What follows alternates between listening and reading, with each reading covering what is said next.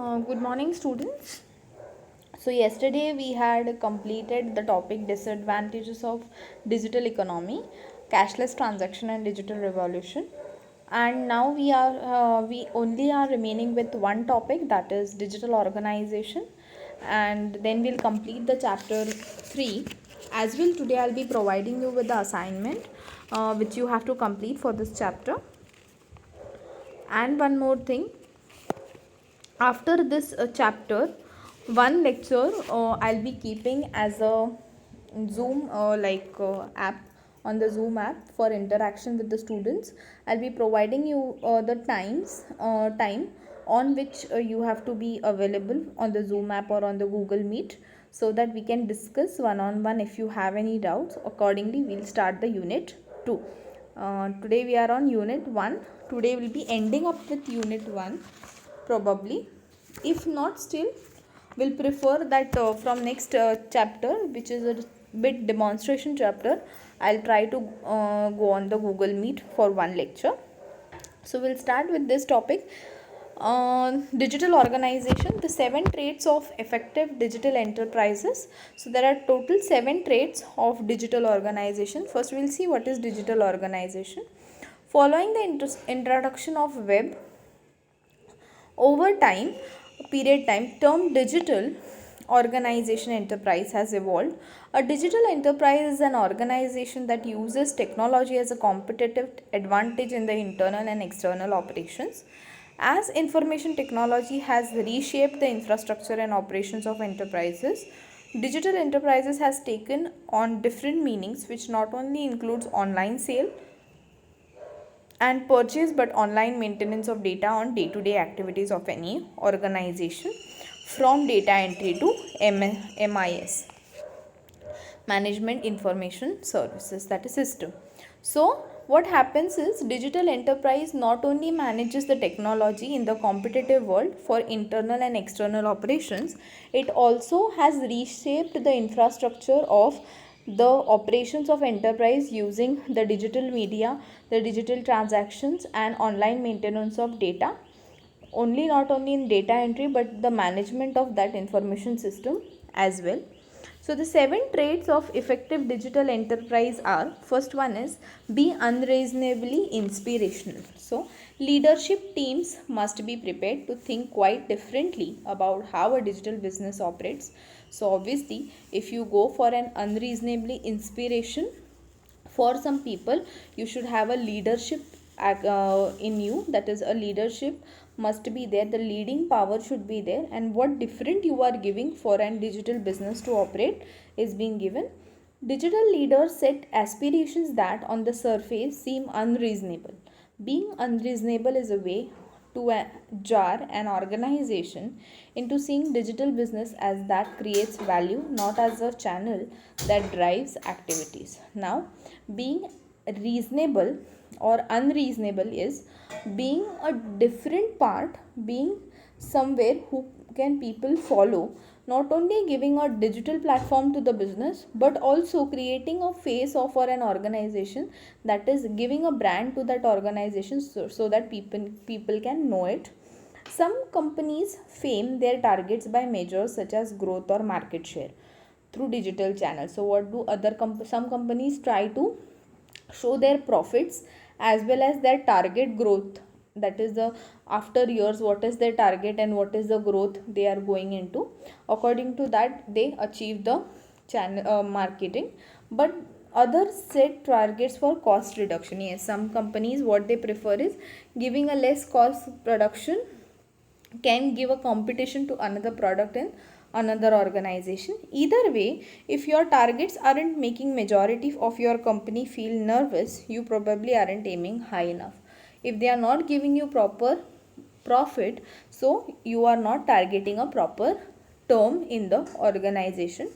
Now, Netflix was a brand with an unreasonable aspirational vision. So, Netflix nowadays, now everybody is downloading Netflix with unreasonable visions, means they are giving you an successful online DVD rental business, but leadership saw that future of the industry would be in Video streaming, not physical media. Yes, nowadays, priorly people had DVDs and CDs, but nowadays you have online streaming of the DVD only, because of which people are paying for it, rather they are not occupying their physical media, just online, pay, watch and leave. This is what is their market target shift, and because of they are unreasonable, they are different from another organizations or another firms.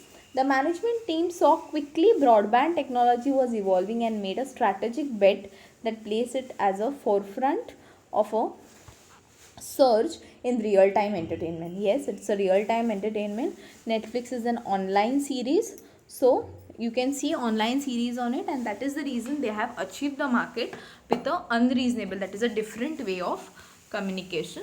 Next is acquire capabilities. The skills required for digital transformation probably cannot be groomed entirely from within.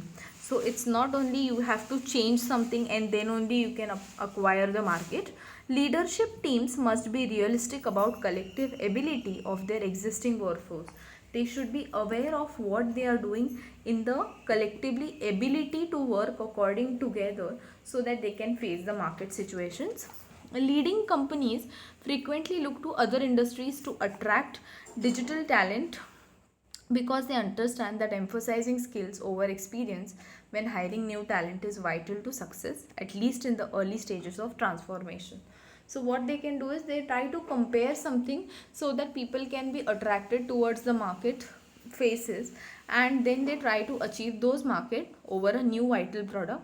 But that is not the thing. Acquiring a something different and then managing it with the customer service can emphasize the market, as in hire them anyways. Once user experiences are got into consideration, you can hire the market anyway. Next is ring fence and cultivate talent. Now, a bank or retailer that acquires 5% mobile development firm and places it in the middle of its existing web operations is more likely to lose the team than to assimilate it. Digital talent must be nurtured differently with its own working patterns, sandbox, and tool. So, ring fencing is you should have a talent, but you should try to act with that talent among your organization and among the employees. That is, digital talent of the people must be nurtured, they must be checked and properly understood for the working patterns. Sandboxing is filling it in one box so that people can try to learn through it and the tools of their own, so that after few false starts, even if there are few false starts, that is a downwards direction trend, still people will try to gain success from such things, and slowly and steadily they will earn the incomes.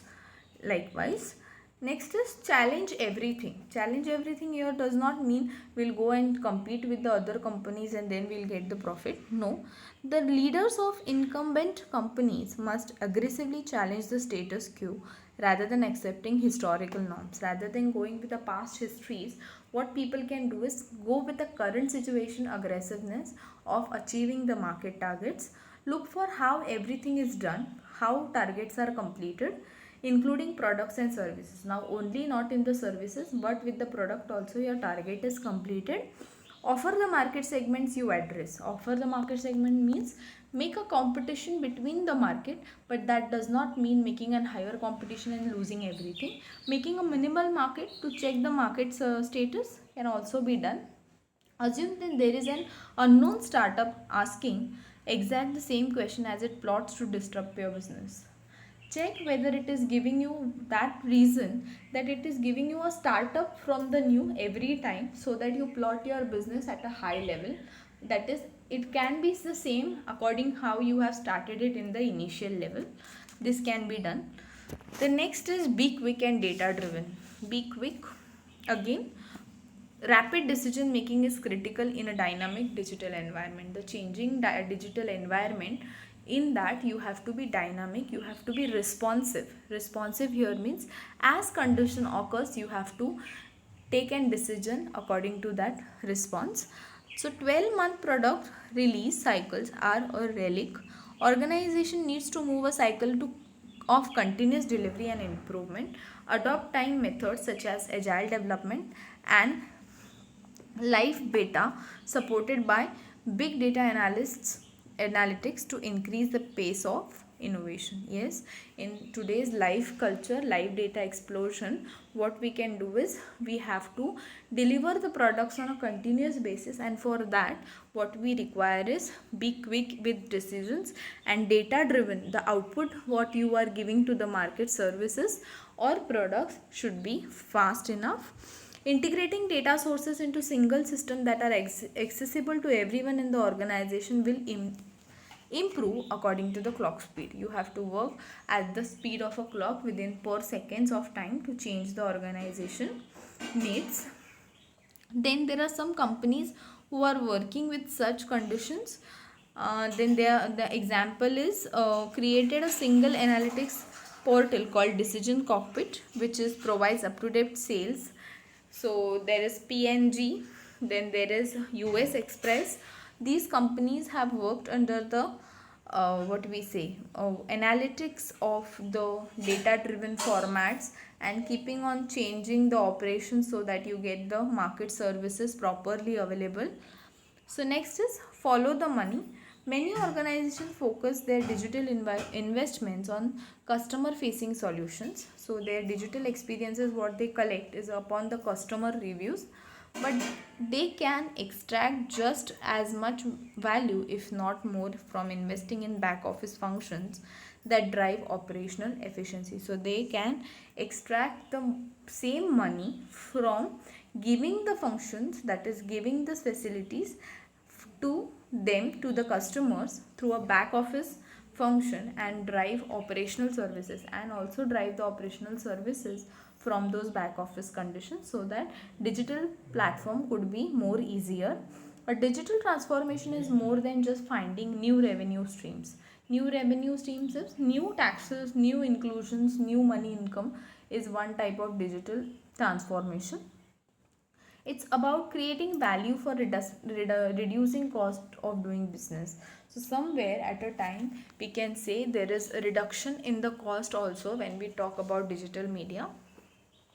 Investments in digital should not be spread across the organization under the halo of experimentation.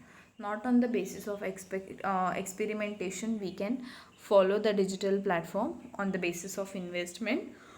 We have to be often work in team and frequently keep on checking the review or the experiences, past experiences. Then be obsessed with customer. Be obsessed with customer is rising customer expectations continue to push business to improve. Yes, obviously customer expectations will push the business more and more, so that to come across new things. Excellence is one channel is no longer sufficient. Only giving excellent service is not only the thing. Customers expect the same frictionless experience in retail stores. So they have that spark. Customer has that spark or an tendency that they get the same thing of their business, that is the growing business, in their products as well, and they try to compare those products according to the shopping convenience. So they try to change everything according to their needs. So they are less accepting of bad experiences and try to begin.